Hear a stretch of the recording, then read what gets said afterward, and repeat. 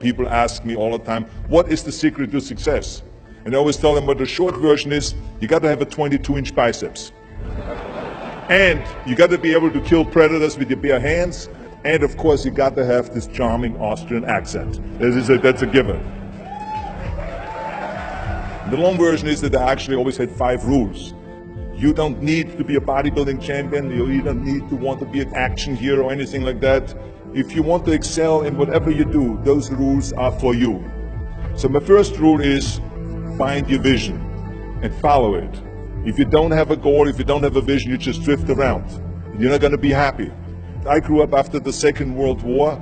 Austria, right along with Germany, lost the Second World War. There was, of course, depression. There was a terrible economic situation. I wanted to get out of there. I wanted to escape. And luckily, one day in school, I watched a documentary about America. I knew exactly that is where I wanted to end up. The question was just, how do I get there? How do I get to America? No one had the money to travel or anything.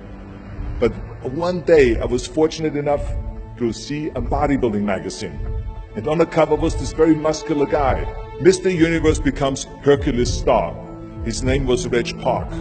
I read the article as fast as I could, learning about how he grew up in Leeds in England, poor, and how he trained 5 hours a day, every single day, and trained and trained and trained, and then he finally became Mr. Great Britain, and then became Mr. Universe. And then he won a second Mr. Universe title and a third Mr. Universe title, and then all of a sudden he landed in Rome in Cinecittà doing Hercules movies.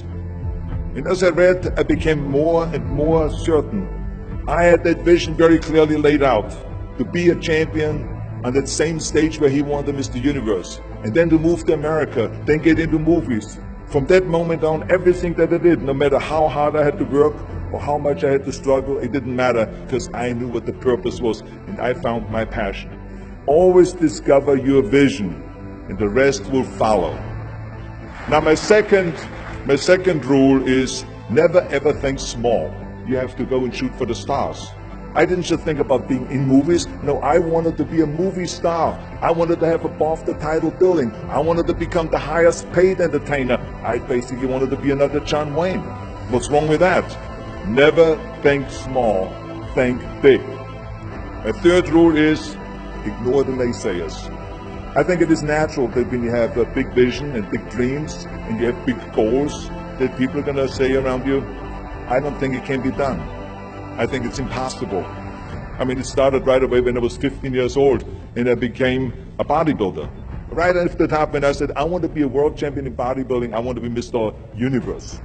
They immediately said, are you crazy? Bodybuilding is an American sport, forget about it, that's nuts. And then when I wanted to go into show business, after I won 13 world championship titles in bodybuilding, I said, I want to be like Reg Park. I want to be a Hercules, I want to get into movies. Well, I tell you, when I met those agents and managers, their reaction was, oh, Arnold, that is so funny. You want to be what, a leading man? Oh, come on. I mean, look, first of all, let's start with your body. You're gigantic, you're like a monster. And then your accent, oh, it gives me the chills just listening to your German bullshit. Come on now. Have you ever seen an international movie star with a German accent? It doesn't happen. Forget about that. And then your name, what is it, Schwarzenschnitzel or something like that? People are going to storm the theater and the movie houses because Schwarzenschnitzel is starring in a movie. Oh yeah, I can see that already. Imagine that. Everywhere I turned, they said, no, it won't happen, it's not going to happen, and forget about it. Luckily, I did not listen. I started taking acting classes, English classes, even accent removal classes. I ran around all day saying lines like, a fine wine grows on a vine. All of a sudden, I got a little break. All of a sudden, I got a TV show, a little part, then another little part, and then Pumping On and Stay Hungry, and then of course I landed the big role of Conan the Barbarian. So finally I got the big break. And you know what was so interesting about it was the director said at the press conference, if we wouldn't have had Schwarzenegger with those muscles, we would have had to build one.